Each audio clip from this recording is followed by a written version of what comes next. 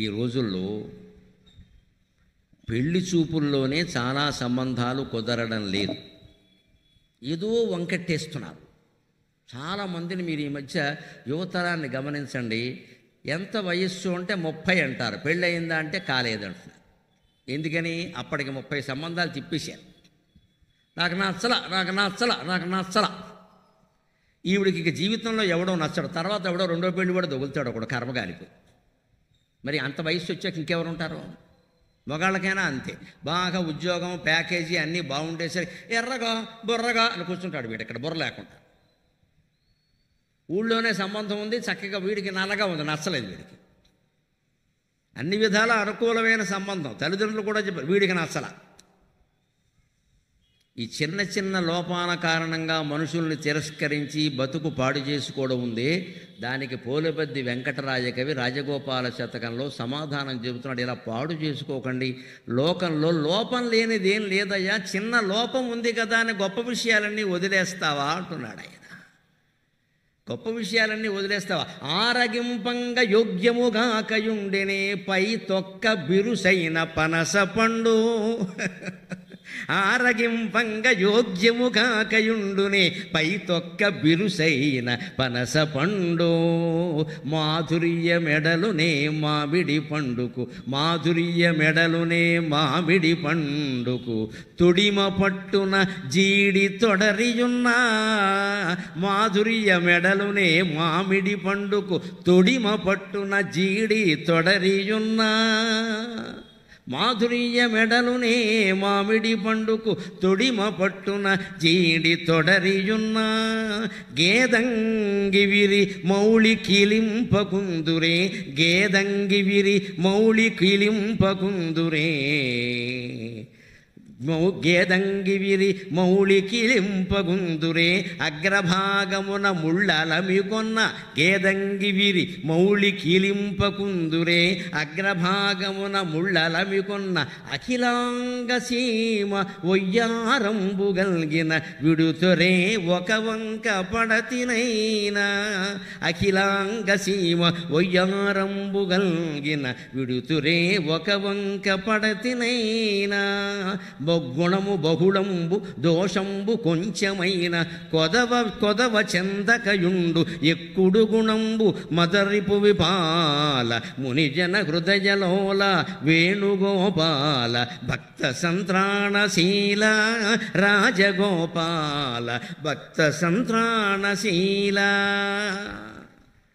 చాలా తేలిగ్గా పెళ్లి సంబంధాలు కుదరడానికి ఇది ఉపాయం. దయచేసి ఆలోచించండి. వచ్చిన ప్రతిదాన్ని తిరస్కరిస్తే చివరికి ముసలాడో ముసల్దో దొరుకుతారమ్మా. ఏం చేస్తారు ఇక్కడ? దాన్నే పూర్వం వరవిక్రమే అనే నాటకంలో కాళ్ళకూరు నారాయణరావు గారు చెబుతాడు. వచ్చిన దానికల్లా వంక పెట్టడం, మించిపోయాక మెడకడం అంటాడు ఆయన. ప్రతిదానికి వంకెట్టకూడదు. దానికి ఉదాహరణ చెబుతున్నాడు ఇక్కడ. ఆరగింపంగ యోగ్యముగాకయుండునే పై తొక్క బిరుసైన పనస పండు. పనసపండు చూడండి, ముళ్ళు ముళ్ళు ముళ్ళు ముళ్ళు. తినడం మానేశామా? పైగా మాకు బ్రాహ్మణులకి బాగా తెలుసు, పనసపొట్టు కూర ఉంటే కానీ మాకు అసలు భోజనం చేసినట్టే ఉండదు. అదో పెద్ద కాస్ట్లీ డిష్. బ్రాహ్మణుని భోజనానికి పిలవాలంటే పనసపొట్టు కూర అని చెప్పగానే ఒక గంట ముందే వస్తాం అనమాట. దాని మాధుర్యం. పైగా దానికోసం మా వాళ్ళు ఎంత కష్టపడేవారంటే మేము చూసేవాళ్ళం చిన్నతనంలో. ఒక కూర రుచి చూడడానికి ఇంత కష్టపడాలా? ఇది ఆడవాళ్ళ పని కాదండి, మగాళ్ళ పని. వీడు 3ంటికి లేచేవాడు, ముఖ్యంగా తద్దినన్నాడు. పనస పట్టుకోరు 3ంటికి లేచేవాడు. వీధరుగు మీద కూర్చుంటాడు, గళ్ళలుంగి ఒకటి కట్టుకుంటాడు, ఆ పనసకాయ పక్కన మధ్యలో పెట్టుకుంటాడు. కొట్టి కొట్టి కొట్టి కొట్టి 3 గంటలు కొడతాడండి బాబు. చచ్చి ఇంత పొట్టు అవుతుంది. ఇంత చేసి అందులో వీడికి వీళ్ళ ఆవిడికి దక్కేది ఇంత పొట్టే, మిగిలింది మేమే. భక్తులు బ్రాహ్మణులు విశ్వదేవస్థానం పితృస్థానం సరిపోయాయి. ఇక వీడికి ఏం మిగిలింది? పొట్టు మిగిలింది. పనస వాళ్ళకి పోయింది. కానీ కొడతారు చాలా. 3 గంటలు కొట్టాలంటే దాని పైగా జిగురు అంతా చేతికి అంటుకుంటుంది. నూనె మడ్డి. ముందు చేతులకు నూనె రాసుకోవాలి. పనస పండును కోయగ నూనెరాయ ఆవంతయు చేతి కంటదు గదా. సాగర ఘోషలో కావ్యంలో పద్యం రాశాను నేను. సత్యనారాయణలో పనసపొట్టు కొట్టడం చూసి పనస పండును కోయగ నూనెరాయ ఆవంతయు చేతి కంటదు గదా. మదిబూయు మసంగ తైలమున్ మదిబూయు మసంగ తైలమున్. పనస పండును కోస్తుంటే ముందు చేతులకు నూనె రాసుకుంటారు, ఎందుకని ఆ జిడ్డు మనకు అంటకుండా. అలాగే జీవితంలో కర్మఫలాలు మనకు అంటకుండా ఉండాలంటే మనస్సులో అనాసక్త యోగం అనేది రాసుకోవాలి నూనె. నాకేమక్కల్లా నా కర్తవ్యం కాబట్టి చేస్తున్నా, ఇంతకీ ఈ పనసపొట్టు కొట్టినవాడు దీన్ని తింటాడో లేదో తెలియదు. అంత కష్టపడి తెల్లారకట్ట 3 గంటలకు లేచి కూరలన్నీ అప్పుడే తిరిగి అన్నీ తాజాగా ఉండాలి కాబట్టి అందులో మళ్ళీ కొన్ని కూరలు బ్రహ్మ సృష్టి ఉండొచ్చు, విశ్వామిత్ర సృష్టి ఉండకూడదు. ఆ రహస్యం కూడా చెబుతా సరదాకి. విశ్వామిత్ర సృష్టి అనగానే ఏదో అనుకోకండి అమ్మా, సరిగ్గా విశ్వామిత్ర సృష్టిగా చెప్పిన కూరలు ఏమున్నాయో గమనించండి. వాటికి తెలుగులో పేర్లు ఉండవు, అవన్నీ విదేశాల నుంచి వచ్చిన విత్తనాలు, అందుకని తిరస్కరించారు. అంతకంటే బంగాళాదుంప ఉదాహరణకి, బంగాళాదుంప, వంకాయ మంది కాదమ్మా, అది వంగదేశం నుంచి వచ్చింది. వంకాయ బెంగాల్లో ఫేమస్, అది మనకు వచ్చేసింది.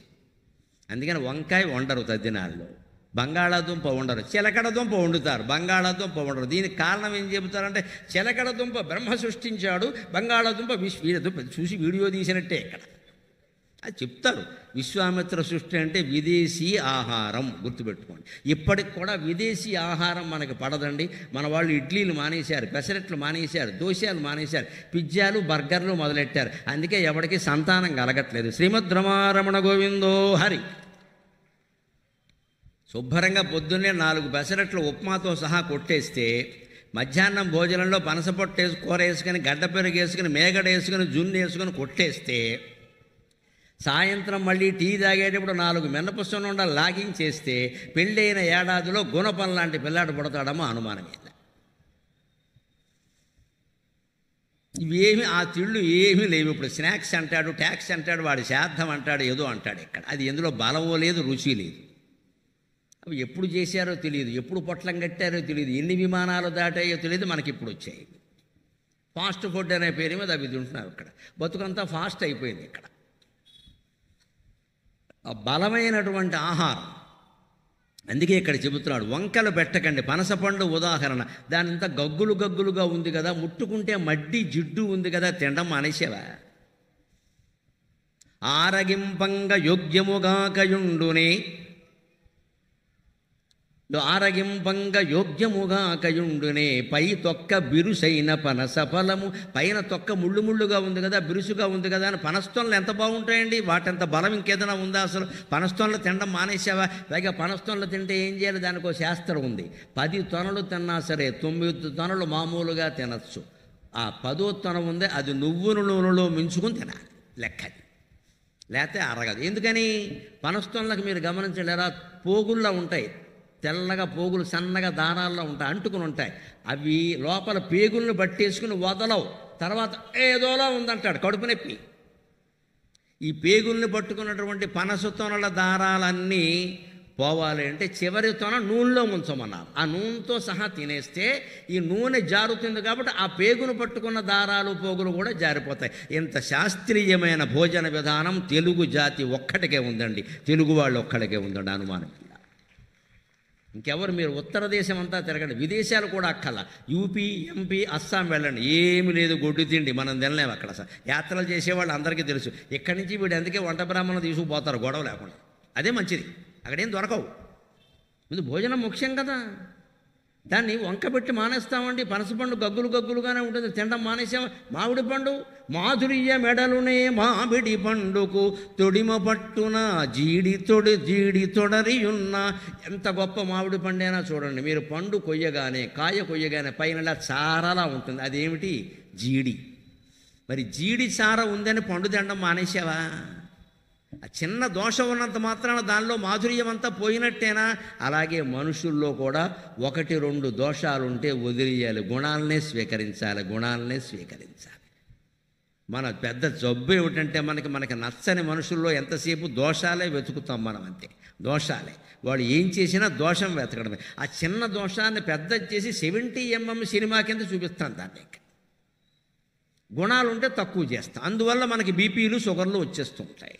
ఏ గుణాన్ని ఎక్కువ చేయరాదా, దోషాన్ని తక్కువ చేయరాదా? ఏదైనా నీ చేతుల్లో ఉన్నదేగా. అదే చెబుతున్నాడు ఇక్కడ. ఎంత ఉపయోగపడేటువంటి సాహిత్యం అండి ఇదంతా. 18వ శతాబ్దంలో రాస్తే, 19వ శతాబ్దంలో రాస్తే, 21వ శతాబ్దంలో చెప్పుకుంటున్నాం. 300 ఏళ్ల క్రితం రాసిన పద్యాలు ఇప్పుడు పనికొస్తున్నాయంటే తెలుగు సాహిత్యం అజరామరం, అజరామరం. దానికి మరణము లేదు, ముసలితనము లేదు. ఇన్ని వేల మంది ఇక్కడ ఆ పద్యాల కోసం కూర్చుని వింటున్నారు అంటే సాహిత్యానికి మరణం లేదని వేరే చెప్పాలా? అందుకని ఇక్కడ మామిడి పండుకి తొడిమ దగ్గర జిగురుంది కదా అని చెప్పి నువ్వు తినడం మానేశావా? ఎందుకయ్యా అన్నిటికలా వంకలు? అంతేకాదు, మొగలి పువ్వండి, మొగలి పువ్వండి మొగుణ్ణియ్యవే, తామర పువ్వండి తమ్ముణ్ణియ్యవే, చామంతి పువ్వండి చెల్లెల్నియ్యవే. ఎంత గొప్ప పాటో! మా చిన్నతనంలో పాడేవారు. ఆడపిల్లలు అమ్మవారి ఆలయంలోకి వెళ్ళి పాట ఏమిటంటే, మొగలి పువ్వంటి మొగుణ్ణియ్యవే, తామర పువ్వంటి తమ్ముణ్ణియ్యవే, చామంతి పువ్వంటి చెల్లెల్నియ్యవే. ఆ వేళ అలా పాడేవారమ్మ. తమ్ముడు చెల్లెలు కావాలని. ఈవేళ ఏమిటంటే, నేను ఒక్కడినే ఉండాలి, అందరూ పోవాలి. అదే కోరిక. ఆస్తంతా నాకే రావాలి, అంతే. ఆవేళ ఆడపిల్ల, ఇంకా పెళ్ళి కాని ఆడపిల్ల గుళ్ళోకి వెళ్ళి కోరేది ఏమిటంటే మొగుడు కాదండి.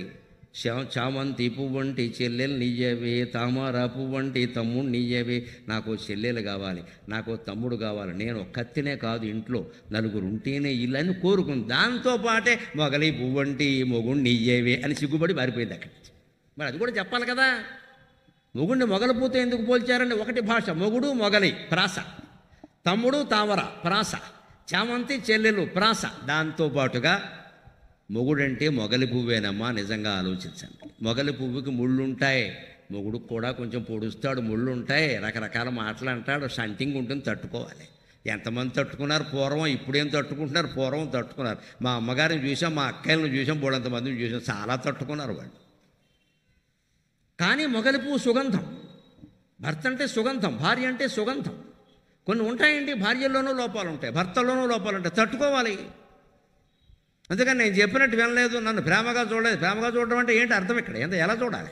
అస్తమానం నేను నన్ను పొగుడుతూ కూర్చోవాలి ఇక్కడ, ఇది వంక ఇక్కడ, అంతే మానేయడం ఇక్కడ, ఇంకా రకరకాల అయిష్టాలన్నీ పెంచుకోవడం ఇక్కడ. ప్రేమగా చూడడం అంటే ఏం లేదండి, పెత్తనం సాగడానికి ఒప్పుకోవడం. అమ్మ నాటకాలు ఆడతారు ఇక్కడ. ప్రేమ ప్రేమ ప్రేమ అంటే పెత్తనం, వాళ్ళు ఏదంటే అది నువ్వు అనాలంతే. ఇంకా అలా ఎవరు ఉండరండి. ఆడది ఉండదు, మగాడు ఉండడు మానసిక. అలా ఉండాల్సిన అవసరమే లేదు. ఏదైనా సంసారంలో పెత్తనం చేయాల్సింది ఆడ కాదు, మగ కాదు, ధర్మం అనేది ఒకటే పెత్తనం చేయాలి. అప్పుడే ఖచ్చితంగా సంసారం నిలబడుతుంది. ఏది ధర్మమో కూర్చుంటే అలవాట్ల వదిన నీ మాట నా మాట దేనికి ఇక్కడ బోడి మాట. ఏది ధర్మం ఆలోచించు, వెంటనే అర్థమవుతుంది.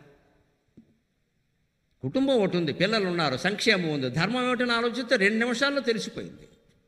మనం ఎలా ఆలోచిస్తాం? నా మాట నగ్గాలి, నా మాట నగ్గాలి. మగాడు అంతే, ఆడది అంతే. మరి గొడవ లేకపోతే ఏమవుతాయి?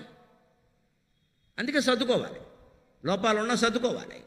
ఆ సర్దుకునే విధానమో చెబుతున్నాడు ఇక్కడ. గేదంగి విరి మౌళికీలింపకుందురే, అగ్రభాగమున ముళ్ళలమి కొన్న మొగలి పువ్వుల్ని తలలో పెట్టుకుంటారండి. ఎంత సుగంధం, ఎంత సుగంధం. ముళ్ళు ఉన్నాయి కదా అని పెట్టుకోవడం మానేశారా? మనుషుల్లో కొన్ని గుణాలు లోపాలు ఉన్నాయి కదా అని కాపురం మానేస్తామా? వాళ్ళతో కలిసి పనిచేయడం మానేస్తామా? ఉద్యోగం ఇచ్చిన యజమానిలో కొన్ని లోపాలు ఉండొచ్చు, ఆయన బాస్, ఆయన యజమాని, దేనికొంత కోపం ఉండొచ్చు, కొన్ని రకాల చికాకులు ఉండొచ్చు, ఏదో ఉంటాయి, కొన్ని భరించాలి. మనం ఒకటి ఉద్యోగం చేయాలా వద్దా? అంతేగాని ఉద్యోగం వదిలేస్తే ఇంకో ఉద్యోగానికి కడతా, అక్కడ ఏమైనా గొప్పది ఉంటుందా? వీడు పొయ్యి, వీడు పెనం, వాడు పొయ్యి, అదే నయం. పెనం మీద పొయ్యిలో పడ్డాం. పెనం మీద ఉంటే అట్టు ఒకవైపే కాలుస్తారు, పొయ్యిలో పడింది అనుకోండి మొత్తం గోవిందా. రెండో ఉద్యోగం, రెండో సంసారం అన్నీ ఇంతే, మొత్తం గోయిందా. ఇదివరకే నయం. ఎంత అరణ్యం లాంటి చోట ఉన్నా అరణ్యంలో ప్రమాదాలు ఎన్నున్నాయో తప్పించుకునే దారులు కూడా అన్ని ఉన్నాయి. అరణ్యంలో ప్రమాదాలు ఎన్నున్నాయో తప్పించుకునే దారులు కూడా అన్ని ఉన్నాయి. ఆకాశంలో ఉన్నామనుకో మిత్రమా, ప్రమాదం లేకపోవచ్చు, కానీ ప్రమాదమే వస్తే తప్పించుకునే దారి కూడా లేదు. ఆకాశం గగనం శూన్యం. అది ఆకాశం అంత సామ్రాజ్యాన్ని కోరుకోకూడదు. మనం ఉన్న అరణ్యంలోనే జాగ్రత్తగా మనని మనం కాపాడుకుంటూ, మనం ఎవరికి అపకారం చేయకుండా, మన వల్ల ఎవరి వల్ల మనకు అపకారం జరగకుండా తగిన దోవలు వెతుక్కోవచ్చండి. అరణ్యం లాంటిదే జీవితం, అనుమానం ఎలా. దాంట్లో ఎలా వెతుక్కోవాలంటే లోపాలని క్షమించగలగాలి, లోపాలని సహించగలగాలి. నేరం చెప్పడం కాదు. ఎవరన్నా పరాయి ఆడది రాగానే భర్త మీద నేరాలు చెప్పడం, పరాయి మొగాళ్ళు ఇద్దరు రోడ్డు మీద మాట్లాడుకుంటారంటే వీళ్ళ భార్యల మీద కాదు, మొత్తం ఆడాళ్ళ మీద అంతా నేరాలే. ఇంకా మొత్తం ఆడాళ్ళే అసలు ఏదో. మరి ఈయన తల్లి ఎవరు, ఈయన చెల్లి ఎవరు, వీళ్ళందరూ ఎవరు ఆడాళ్ళు కాదు. అసలు ఇద్దరు మొగాళ్ళు కలిస్తే ఆడాళ్ళ మీద మాట్లాడుకోవడం, ఇద్దరు ఆడాళ్ళు కలిస్తే మొగాళ్ళ మీద అందరూ కలిసి రాజగోపాల స్వామి గురించి మాట్లాడుకోండి, గొడవ ఉండదు. ఇక్కడ ఎందుకు వస్తాయండి ఇవన్నీ? ఎంతసేపు నేరాలు నేరాలు నేరాలు. ఇలా చెబుతున్న కొద్దీ ఏమవుతుందంటే మనస్సుకు అలవాటు పడి అదే నేర ప్రవృత్తి. ఇంక మనం మంచి ఉన్నా కనపడదు అసలు. ఎందుకంటే చెబుతున్నాం కదా, కనపడదు. మంచి ఉన్నా కనపడదండి. అది మనం కోరుకుంటున్నామా? ఇది ప్రతి ఒక్కరూ ఆలోచించాల్సిన విషయం ఇది. అలాగ మొగలి పువ్వుకి చుట్టూ ముళ్ళున్నాయి కదా అని మనం తల మీద ధరించడం మానేశామా? ఇంకొక మాట, అలాగే అఖిలాంగ సీమ వయ్యారంబు గల్గిన, అఖిలాంగ సీమ వయ్యారంబు గల్గిన విడుతురే ఒక వంక పడతి కున్నా. వెళిచూపులకు వెళ్ళాం, అమ్మాయి కనుముక్కు తీరంతా బాగుంది. పిల్లాడు ఏమంటాడు, లేకపోతే పిల్ల ఏముంటుంది, అబ్బాయి బాగానే ఉన్నాడు కానీ కొంచెం కొంత పొడుగ్గా లేడు. ఏమైంది ఇప్పుడు? పొడుగ్గా లేకపోతే కొంచెం పొట్టుగా ఉంటే మరీ మంచిది, ఓ గుద్దు కొద్దొచ్చు, కింద కూర్చుంటాడు. పొడుగ్గా ఉంటే నీకు అందరు కదా, పొట్టుగా ఉంటే జుట్టు అట్టుకోవచ్చు, పొడుగ్గా ఉంటే ఏం పట్టుకుంటావు? ప్రతి దాంట్లో ఓ ప్రయోజనం ఉంటుంది. అలాగే ఇంకొంతమంది అమ్మాయిలు